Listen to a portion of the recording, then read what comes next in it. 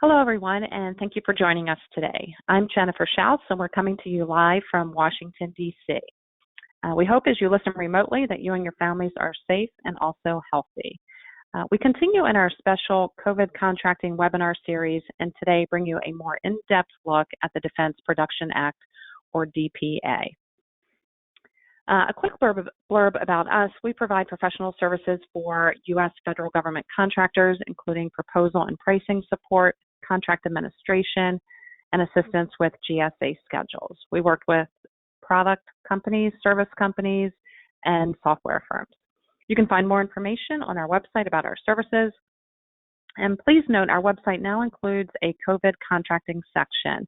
This section provides a variety of resources, including recordings and PowerPoints from previous webinars and some products that are currently under development. As a reminder, today's session is being recorded. The recording will be on our website under that COVID contracting section. It'll be on our YouTube channel, and it'll also be emailed to you. The PowerPoints will be available on slideshare.net. Again, those links will be emailed to you later today. Okay, so as I mentioned, we are covering in more detail the Defense Production Act, and we thought it worthwhile to provide the link to it, which is on, obviously, the FEMA website. We've also got some other links to helpful government resources and COVID-centric sites, including the SBA site, CISA, tax relief here with the IRS, GSA activities, DOL's COVID in the workplace. That'll have a lot of information, I believe, related to CARES on there. The DoD response, and then the OMB memo on federal contract performance. Again, these slides with the links are all going to be available on slideshare.net, and the recording again is on our YouTube channel, and it'll be on our website under the COVID contracting section. Okay, we've got about 15 or so questions today to be covered by two speakers. One's going to be on the legal side of the house, and the other is on the procurement side. I'm going to introduce them. They're each going to say a few words about the current situation, as well as giving all of us an overview of the Defense Production Act. We'll then dig into the questions. And again, this is being recorded. So let's start with legal. We've got Mark Reese, who's Senior Counsel over at Crowell & Mooring.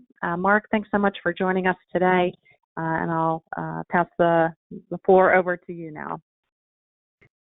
Great. Well, thanks so much, Jennifer. Happy to be here. You know, it was just a short time ago. I imagine not many people had even heard of the Defense Production Act. Now, companies of all types need to be aware of and account for its potential implications. So this is a very timely webinar. Thank you for putting it on. Accounting for what was already a somewhat obscure statute is made even more complex by the current circumstances, among which are that certain of these authorities that the government is now wielding haven't been used for many decades. The administration appears to be taking a very expansive view of the authorities it has under the Defense Production Act. There's also a fairly narrow field of needed health resources, and as the Defense Production Act is leveraged more and more to have prime contractors produce those resources, they're going to be vying for a limited supply chain to fill those orders. And now, far more so than in 1950 when the DPA was initially enacted, most companies have global supply chains, not simply limited to U.S. entities, where the DPA can have its largest effect. You add to that the fact that the DPA applies to all persons, which is very broadly defined, and that there are criminal sanctions for violations of the Defense Production Act. And I think companies are right to be concerned to get in front of these issues, and entities like yours, Jennifer, are right to put out resources to help companies navigate these issues. Great. Thanks, Mark, for that introduction. And now we're going to move on to the procurement side, and that'll be Kevin Jans from Skyway Acquisition Solutions. Kevin, thanks so much for joining us, and the floor is now yours. Well, thank you, and I appreciate you setting this up, Jennifer. So it's great to get the invite. So for me, the DPA, it's an old document. but it's going to feel new to a lot of people. Unless you've worked in offices where a DX rating is something you dealt with, which there aren't that many of those, or DO ratings is something you did regularly, you might not have touched this at all. In fact, it's done on this scale it feels very different. There are lots of times that I came across DO ratings as a contracting officer, but it's because it was a niche of what I was doing. It wasn't like the entire agency, or for that matter, the entire federal government would be paying attention to this. So that's what's going to feel really different.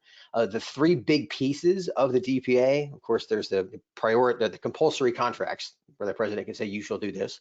Then there's the compulsory prioritization, where we say you'll do this first. Then there's the allocation of resources piece. As a contracting officer, the part that really jumped out to me is the prioritization.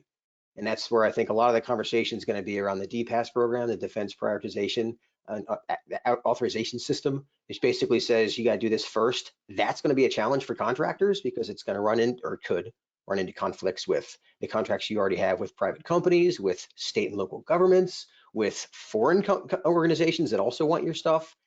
That's the part I think of this DPA that's really going to bubble up is the prioritization piece more than the other elements. It's a big law, lots of stuff that Mark's probably going to talk about, but that's the part that I used the most as a contracting officer. Was I need to be first because we have this particular need, and now the need is at scale, and that feels different. Super, thank you for that. And before we dig into the questions, Mark, is there anything else you wanted to add as far as just a general overview on DPA? Yes, thanks, Jennifer. I think it would be helpful just to make sure that that everybody listening kind of has a level set about the DPA itself, at least as far as what I've found in the media right now. I would say not all information out there is entirely accurate. So just at a basic level, the DPA grants broad authorities to the president, and I've found many clients that have been taken aback by how broad these authorities are. Even experienced government and defense contractors are surprised at how broad the authorities under the DPA are.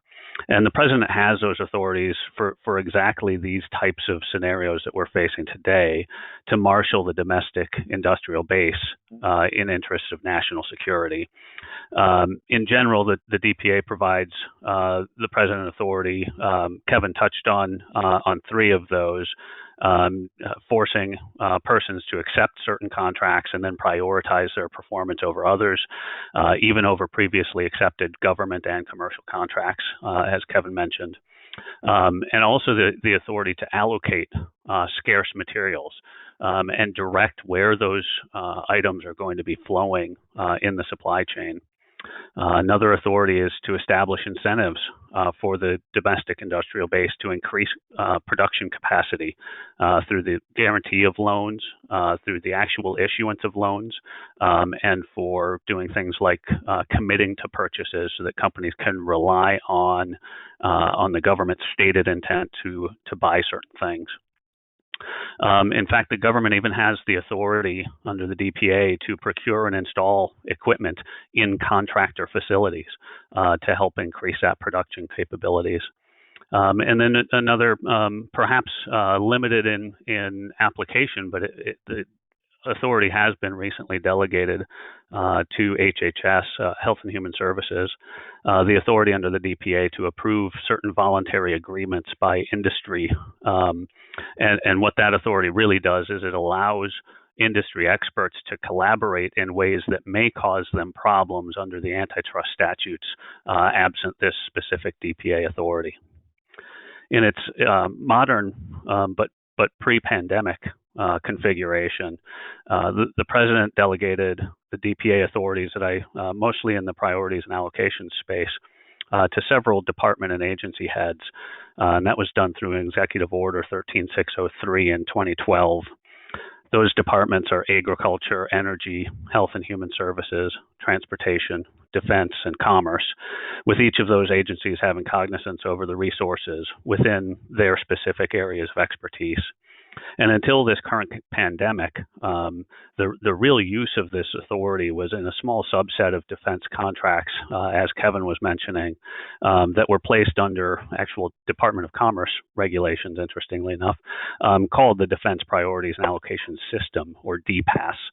and that was the main use until really just last month. The reason this is such a hot topic right now is on March 13th, President Trump declared a national emergency due to the coronavirus. And then beginning on March 18th with a series of executive orders, he significantly expanded the authority delegated under the DPA, mostly to Health and Human Services and the Department of Homeland Security.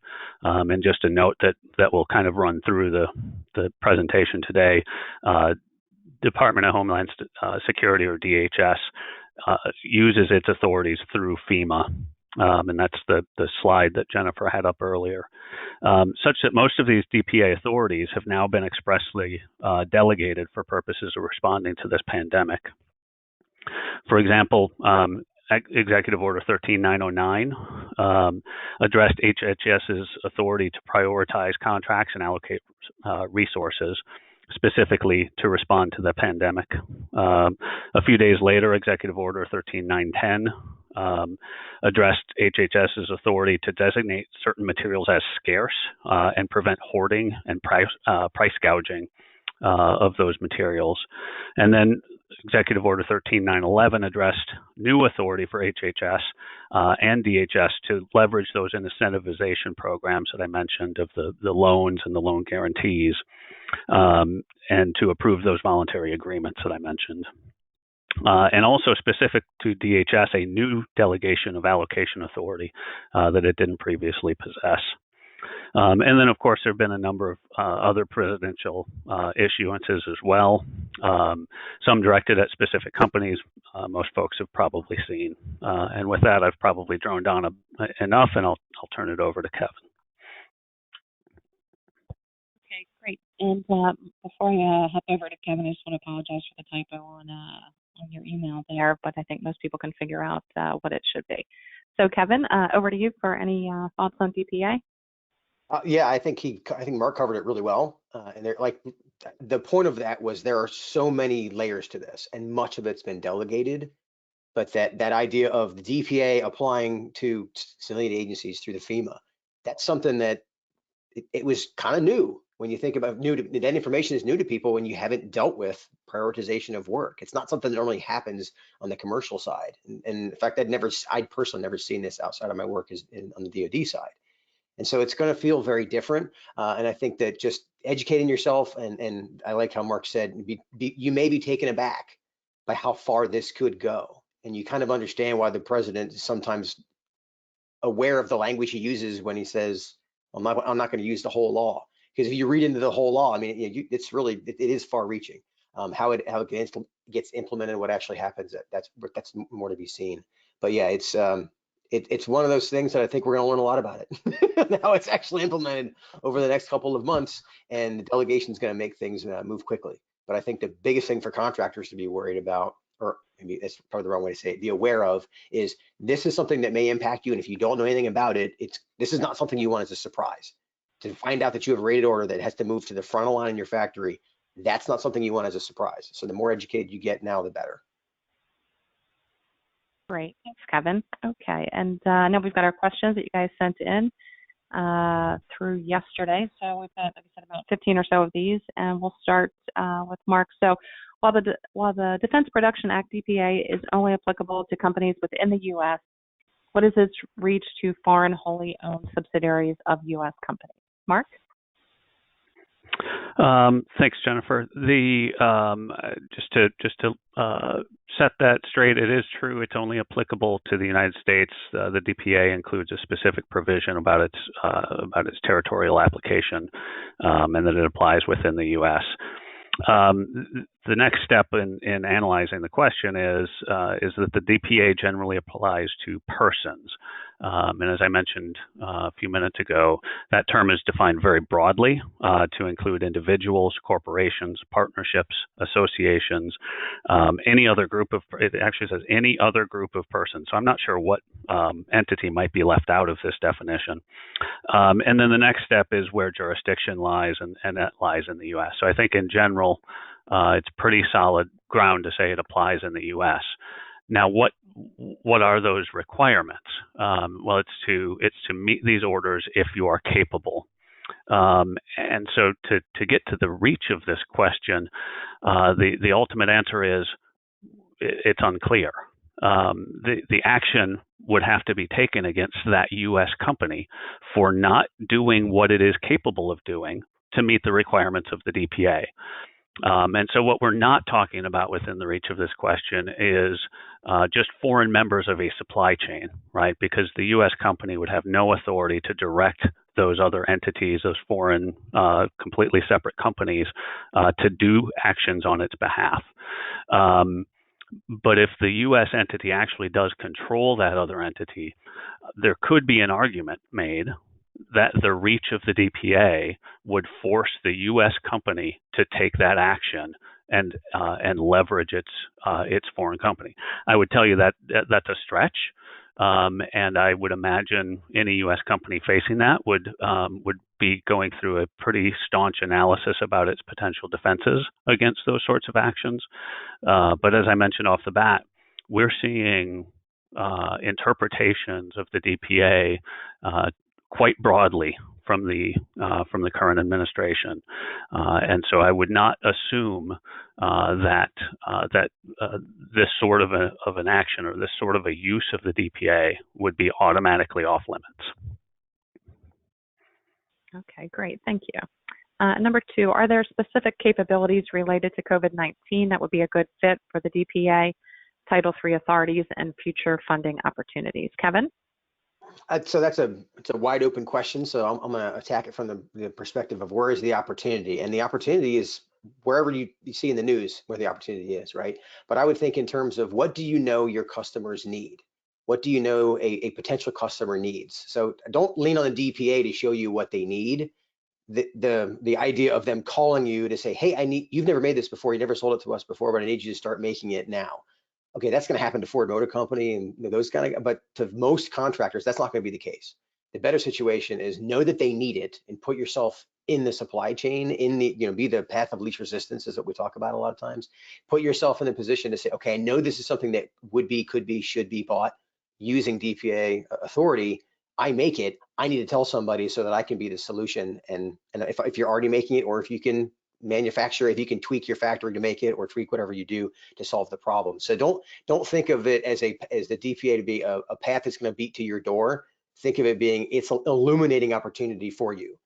But yes, if you're Tesla and they're calling Tesla to make, I heard they're calling Tesla to make ventilators. Okay, companies that size may get phone calls, but most businesses use it as a way to see where the opportunity is in terms of what the government is needing.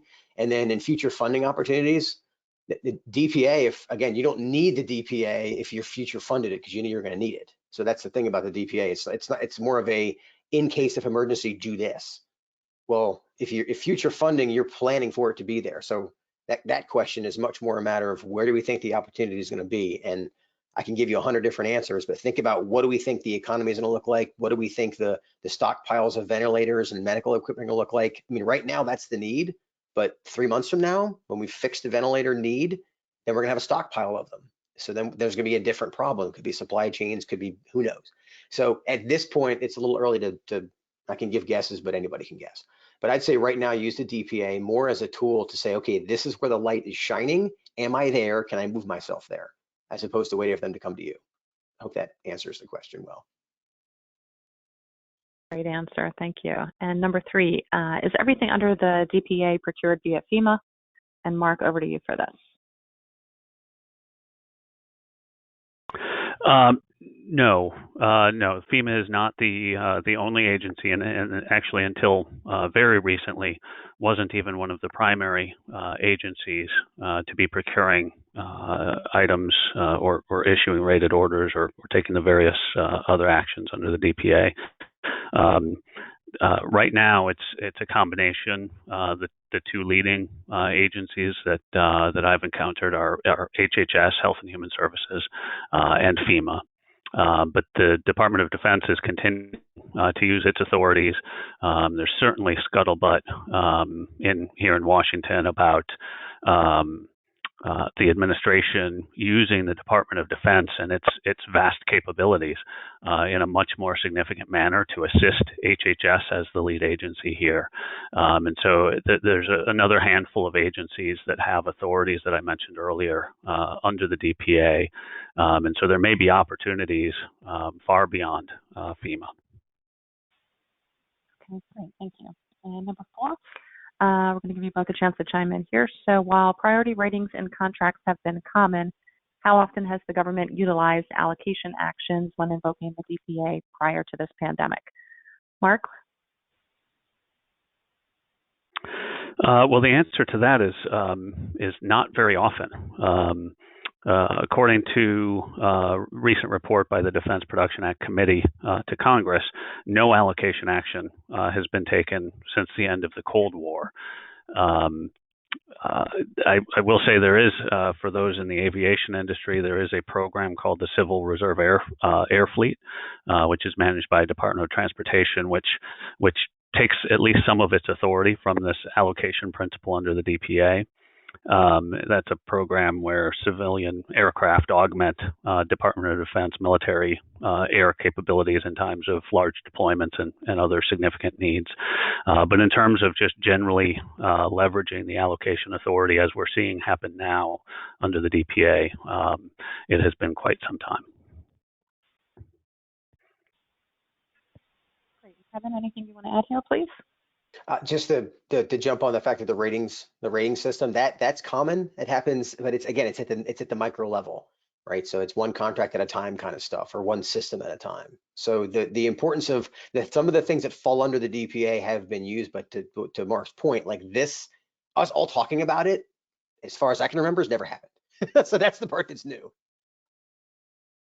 Gotcha. Okay, great. And we'll move on here to number 5. Is the DPA offered via SBA? Mark? Not directly. There may be avenues for the SBA to work with agencies with DPA authority, like the ones we've been talking about, HHS, FEMA, others, to try to help leverage the small business community to respond to the current crisis. As we know, the small business community is really kind of the hotbed of innovation, and so there may be opportunities there, but SBA does not have its own authority to operate under the Defense Production Act. This should be number 6. Why would a current contract have a DO/DX rating? Kevin? Oh, the DX ratings, you can Google it. There's a specific list. The last I saw was updated in like 2018, and it's things like submarine systems and ICBMs and the B-2 bomber. A DX rating is a big deal. Like Secretary of Defense has to sign off on it.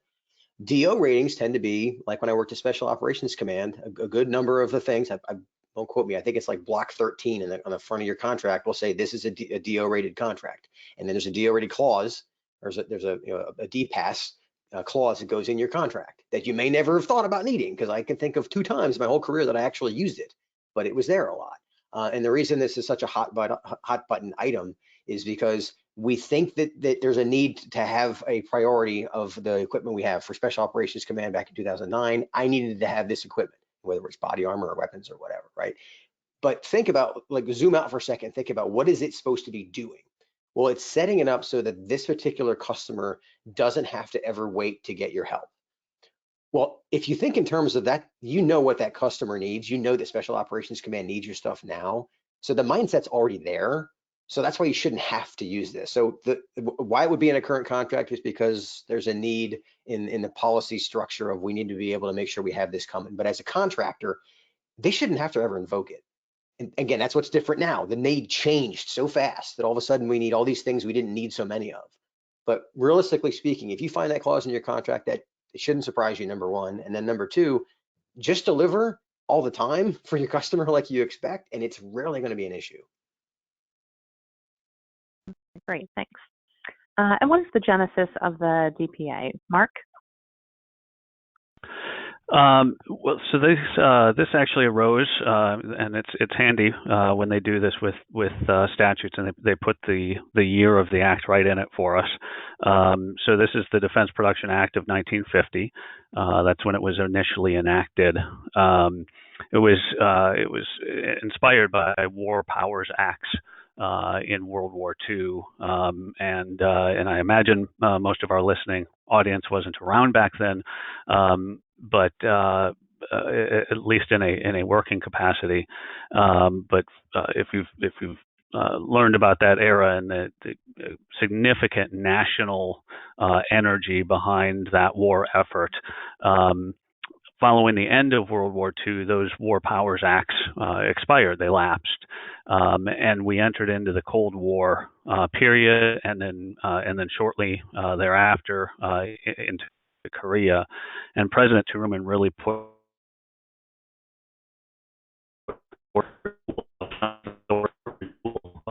those authorities to be able to marshal the national industry. And not just the government, not just the Department of Defense and other agencies, but the entire national industry for the national defense, and push through. Actually, when it was initially enacted, there were a handful of additional authorities, far broader than those we're talking about today, including things like rationing consumer goods, fixing wages and price ceilings, settling labor disputes, controlling credit.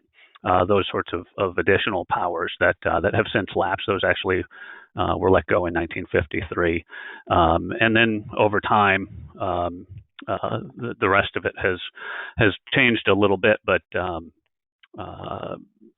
it has continued since the remaining ones that we've talked about. Okay, and next, how can seasoned or established contractors use the DPA to their advantage?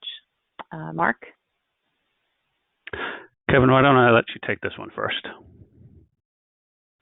Okay, it basically ties to my last point of make yourself the path of least resistance. If you're an established contractor, you know what your customer needs, you know what the contract vehicles you have in place, and basically you want to get to the point where they don't have to use the DPA. They don't have to pull a rated order to get what they need. Show that you can deliver now. And because in fact, you could even put under the idea, I know the agency's thinking about using the DPA for this. I can do this tomorrow because I already manufacture, or I can modify my plant under the one of the memos that you actually referenced, Jennifer, in the beginning of this was the letter from the Executive Office of the President talking about giving contracting officers the authority to retool. I thought that was a word I wouldn't see in a government letter, but to retool contracts to fit COVID needs. Well, this could be an example of if you have a contract that you can retool it, that would be easier than them having to spend the time to figure out, oh, is this something I need to do a DPA action for? So the answer is going to be the same. Zoom out and think, how do I serve the customer better? I know what they need based on just watching the news and understanding what's going on here. I have the contracts in place. What can I do to get in the stream ahead of them having to use this, emergency break glass mindset? Sure, thanks. And Mark, anything to add here? Yeah, I agree with that, Kevin. I think those are great points. I think watching your supply chains, being aware of the types of materials the government might come to you with under a rated order, looking at the health resources, viewing that broadly and understanding, again, just paying attention to the news and seeing what the government is doing with companies like General Motors, who, as far as I'm aware, are not a traditional ventilator manufacturer. The government has gone to it to change its manufacturing capabilities and help fill that need. And so looking at it broadly and anticipating what the government might be needing, how you can fit into that, and making sure that you've got a good handle on the supply chain that you would need to meet whatever those demands might be. Because once you accept that rated order, now you've got to meet that delivery date, and you pretty much have to move heaven and earth to meet it. And so you want to really be prepared to engage in specific conversations with the government when these sorts of things, when the government comes knocking with these sorts of requirements, to know and not lock yourself into something that you may not be able to actually meet. Answers. And once the DPA is enacted, is there a strict start and stop to it, Mark? So the DPA itself, if we just look at the law, at the Act, it's actually an interesting one because it's renewed periodically for a specific period of time. It's been renewed over 50 times since 1950, and most recently in 2019, and it currently ends. The Defense Production Act itself, the authorities lapse for the most part in 2025. A few of the authorities within the Act, the voluntary agreements, the antitrust exceptions for certain voluntary agreements that I mentioned, and something we haven't really mentioned because it's not as applicable to the current situation. The DPA actually includes some authority that is the basis for what most folks know as CFIUS, or the Committee on Foreign Investment in the United States. Those authorities have been made permanent, so those aren't subject to the periodic lapsing. Based on the current situation, I would anticipate that Congress will again renew the Defense Production Act before it expires in 2025. So I don't imagine that the DPA is going to go away since it is being leveraged so much right now to deal with this particular crisis. As for the actual exercise of the authorities, there are several aspects that will wind down the ramp up of these authorities, and at some point they'll be pulled back closer to their traditional usage. The first thing is that a lot of the DPA is built around very specific presidential authorities and determinations.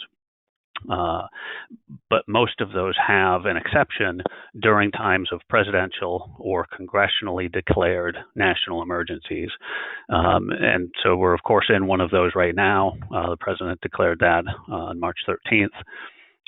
But we at least have to all operate under the hope and assumption that we're going to get through this period in the relatively near future.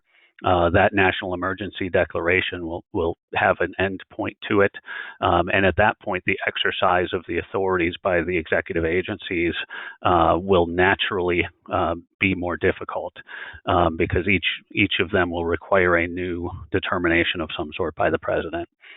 And so we'll see kind of a natural rollback. And then there's another part to it, which is some of the specific implementations being made right now by those agencies. For example, there's a FEMA rule that it put out exercising the allocations authority to prevent certain health resources from being exported. That rule has an internal organic 120-day expiration period, and so some of the rules that the agencies will put out leveraging these authorities will expire by their own terms as well. Okay, great, thanks.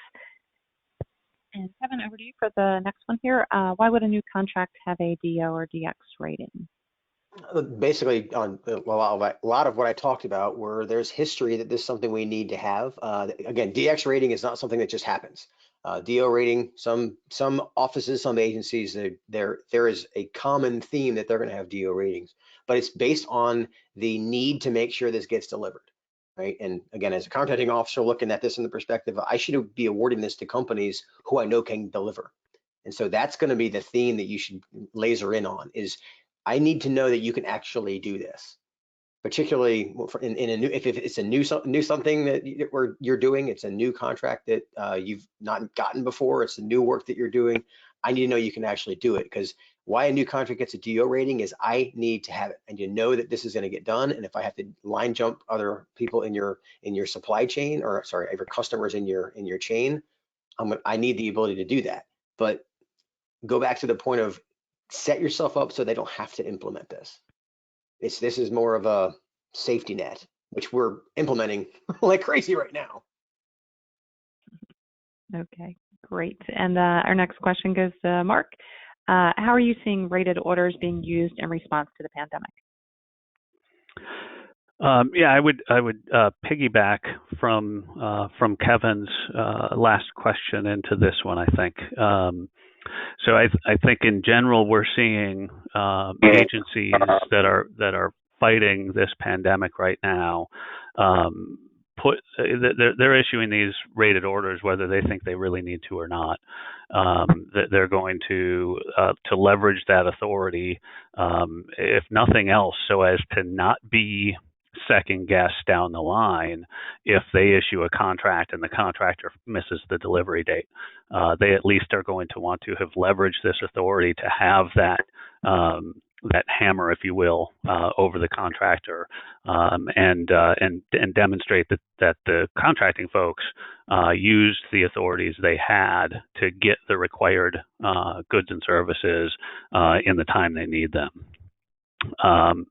We're seeing several examples. I've mentioned one already. It was very striking to me to see in presidential memorandums specific companies called out and directing, excuse me, specifically directing the agencies, mostly HHS, to use DPA authorities directed at particular companies.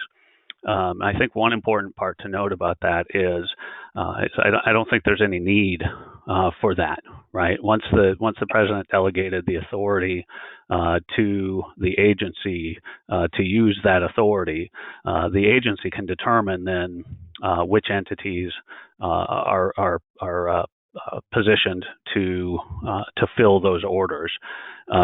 So to some extent, I think those memorandums are more kind of executive direction, if you will, to the agency. And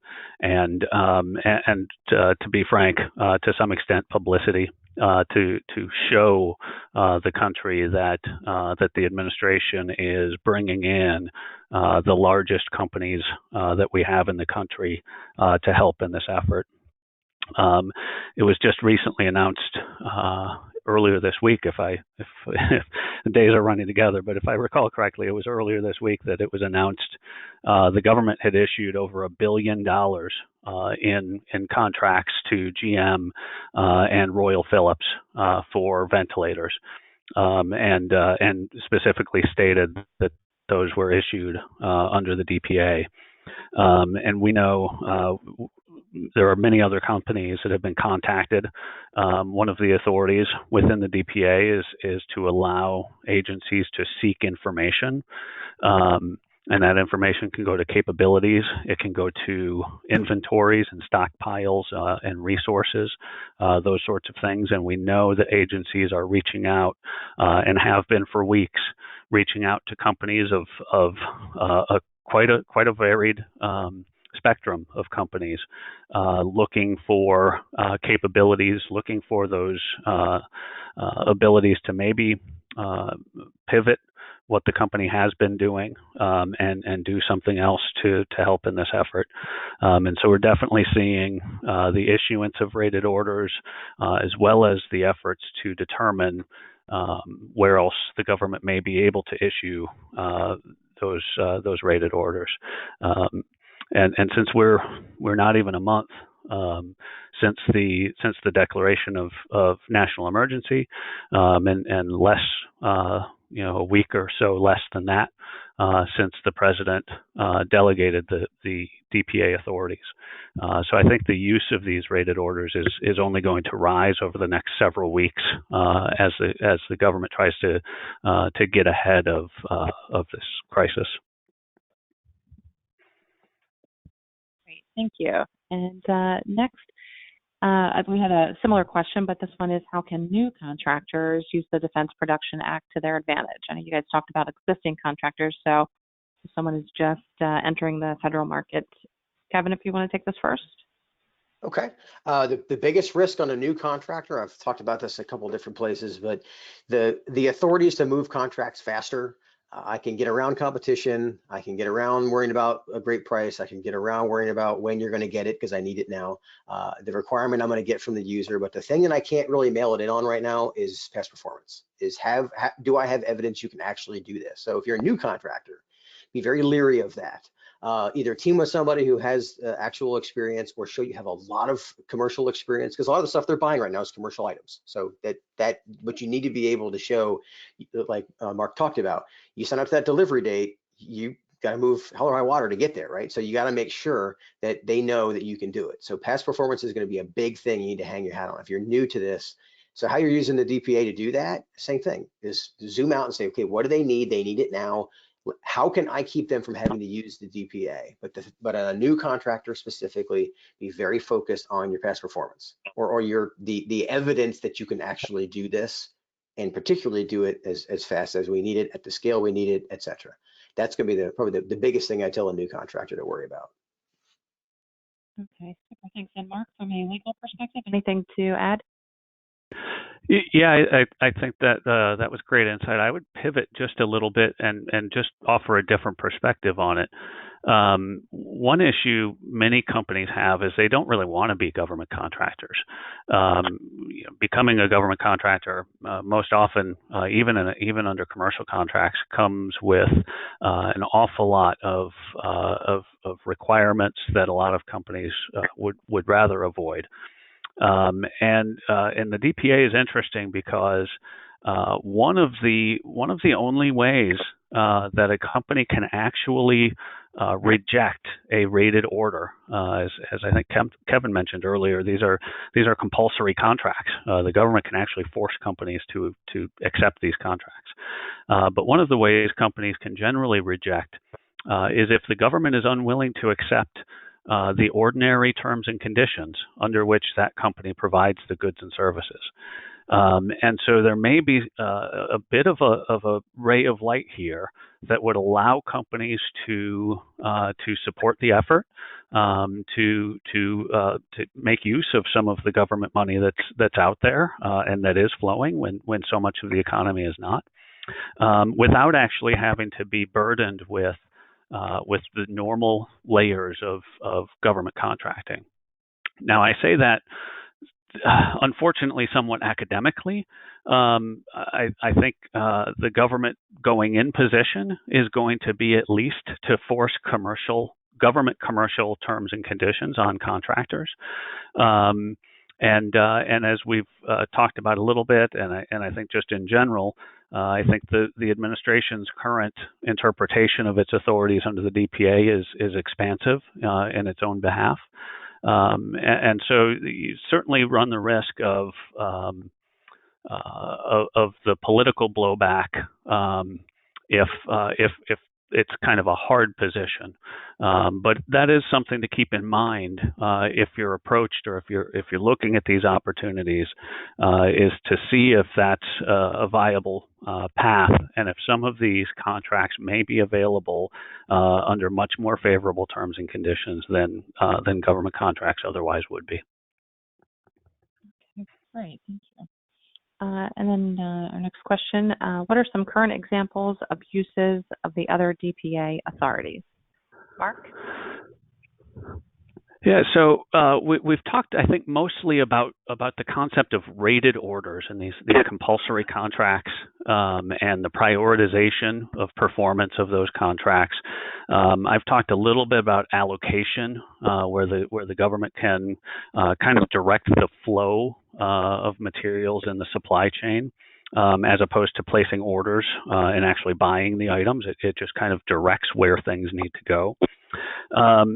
And there are a couple of other authorities, and we're starting to see some of those used. One I've mentioned is the hoarding or the anti-hoarding provisions.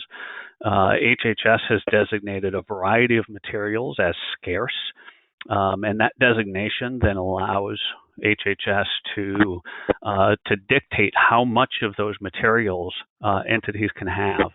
And in fact, there was a recent press release from the government that the FBI has already, this delegation just happened a couple of weeks ago, and the FBI has already identified and seized from a private company a stockpile of some of this medical personal protective equipment, and delivered that equipment to health services that needed it. One important point about this, the seizure here, in most instances, is paid. With hoarding, it's a bit of an open question, because once the designations have been made and restrictions about quantities of materials have been set, violating those provisions carries the same criminal penalties that I mentioned earlier, go along with violation of the DPA. And so there may be an argument that companies are forfeiting those materials. Mentioned that the allocation authority hasn't been used since the Cold War until, again, just within the last couple of weeks. And then I've mentioned the incentivization programs under what's called Title III of the DPA, where the government can guarantee loans, make loans, issue purchase commitments. I've seen some movement in terms of purchase commitments and other abilities of the government to assure the contractor that it's going to go through with the order. But I think that may be the next move within the DPA is further leveraging the funding and the financial ability of the government to infuse that money off the bat to increase the productive capability of industry. Okay. And under the DPA, are there special contracting rules to abide by or less strict requirements? Kevin, if you want to start. It's a lot of different ways to answer that. I would say all the stuff that Mark talked about, if you're under something that's impacted by the DPA, there are more strict rules, because suddenly you have to deliver. You can be directed to do stuff that would have been, okay, you might get T for C, but it's not the same, hammer, right? Now, that being said, go back to what's behind this. Well, behind this is that they need things that they may not have needed at speed before. Like Mark talked about, they're putting a lot more ratings on contracts that might not have had them before. So that makes things a little bit more strict. Now, that being said, you get the sense of urgency behind all this. I mean, you're in an environment where things are being done more quickly. Well, then that's where you end up with the less strict, where now you can say, okay, based on the unusual compelling urgency, I'm going to award this contract. Based on the fact that I have a contract that's already doing this, I'm going to extend the option. I'm going to use the option to extend the services of the contract as opposed to recompeting it for the next one. I can do bridge contracts. I can do write a justification and approval for all kinds of stuff. I'm more likely to use certain even credit card authorizations. I now can spend up to $20,000 on a credit card, on a government purchase card, that I couldn't do before. So some things have gotten less strict, but it's going to be very situational specific. But it's a typical, and Mark's probably gonna have a similar, it depends answer. But I would say knowing your customer, knowing what they need, knowing what you do. How does the government buy what you do? If it's a commercial item, it's probably gonna get less strict.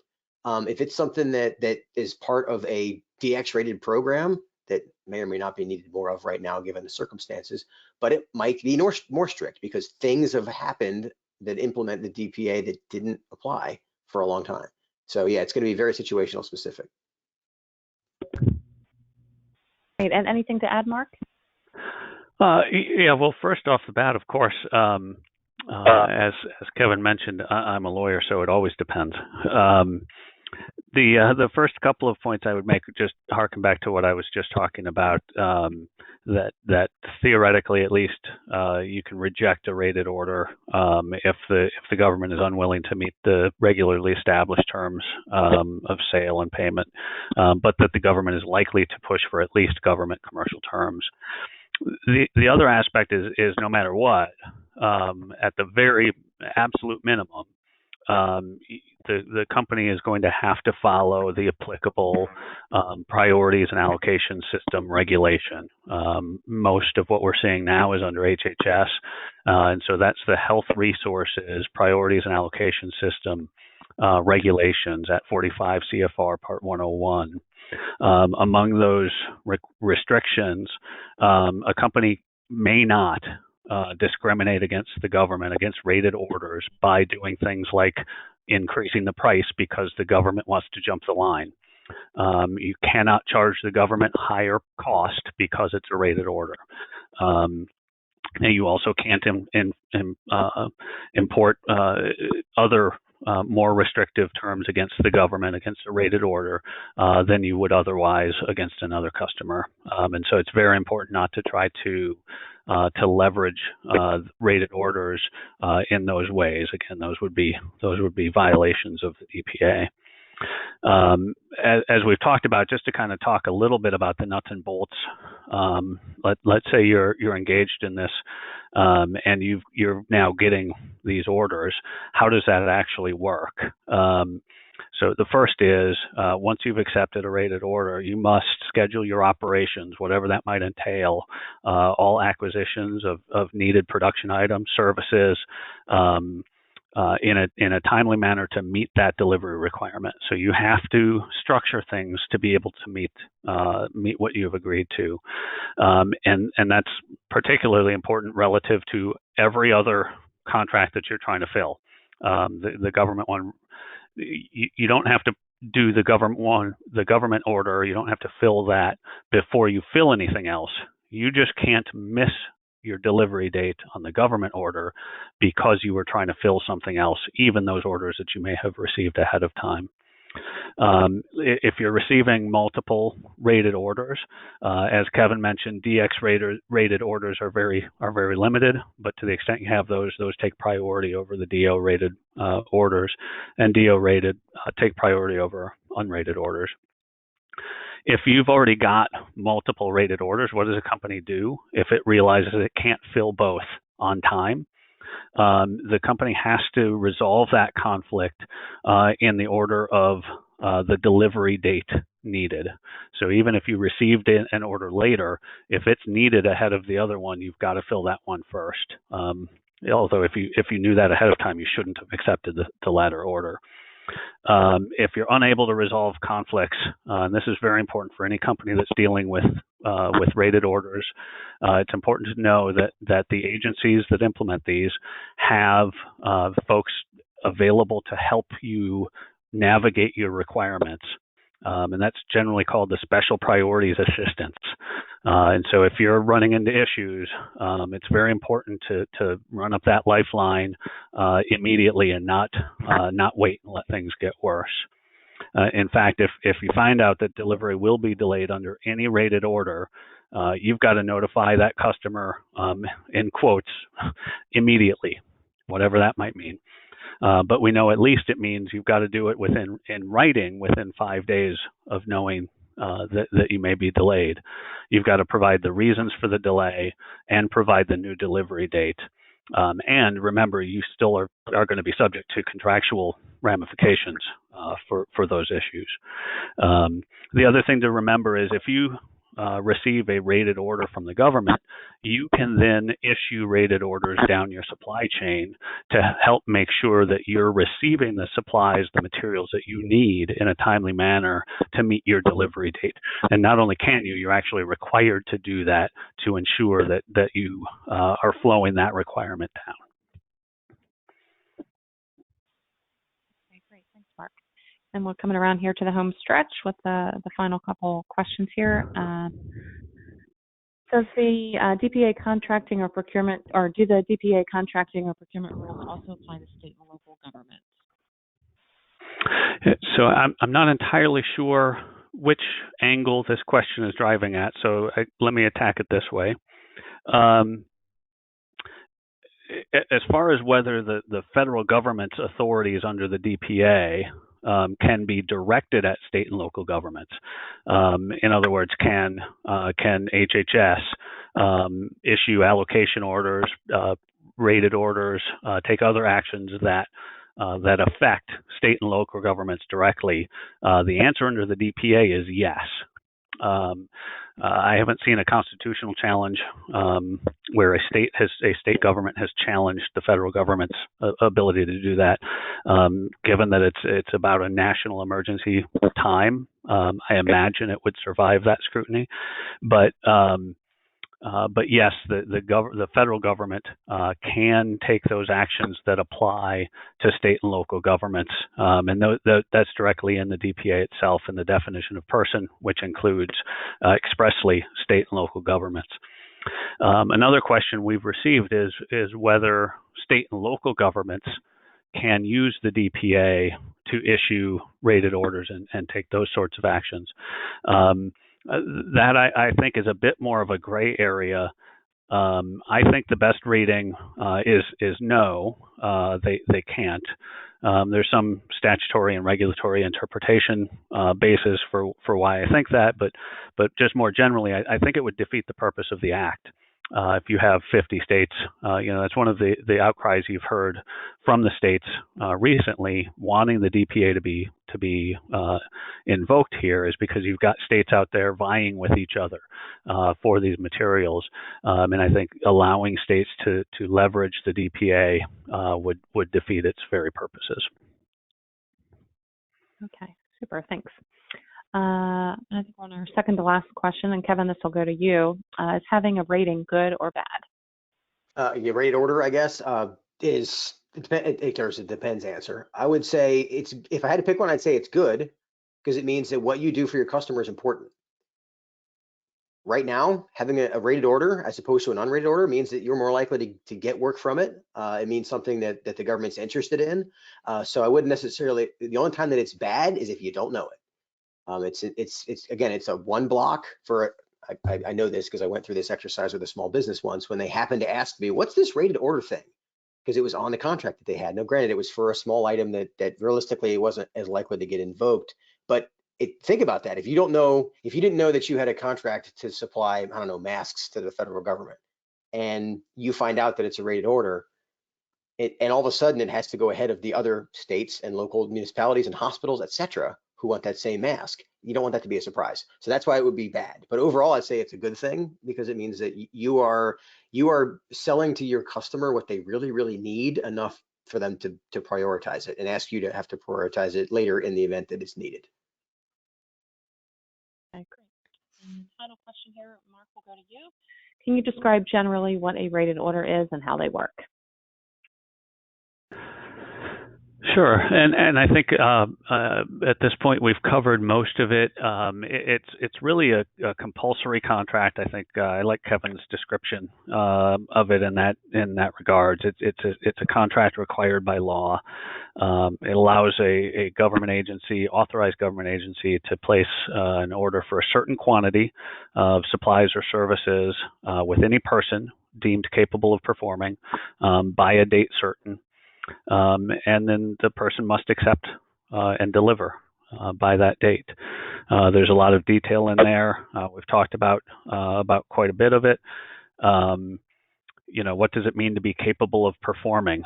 That's not entirely clear. What does it mean to require a date certain? What if the government approaches you and says, hey, we need all of these as soon as you can, or we need as many as you can provide? I think the government is authorized to engage in those discussions, but at the end of the day, it is important to know that a rated order at least doesn't meet the statutory and regulatory definition if it does not include the specific quantity and the specific delivery date. And then how they work, I think we've talked through, and the real keys there, of course, are knowing when you must accept, when you may reject, and when you must reject, and then how to handle once you've got a rated order, and certainly if you have multiple rated orders. Great, thank you. And so any concluding thoughts that you want to share, Kevin or Mark? I'll take that as a... Yeah, go ahead.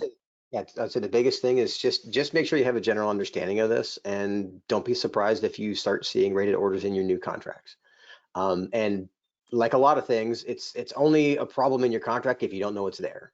And so if it shows up, don't freak out about it for future, because this is not something that I suspect we'll see much of in the future once we get through this. But now we got all educated on what the DPA is, so we're better off for it, right? Right. And I would just add, if you run into it, if you're looking for more information, look around. You can find there's an awful lot of help out there, and this is something you don't want to go into. I think, as Kevin said, kind of unknowing. You want your eyes open and know what you're getting in for.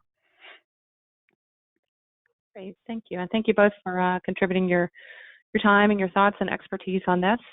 We hope that everybody enjoyed today's webinar, and keep in mind that next Friday we are doing a more of a business development webinar on federal and state government funding and business opportunities.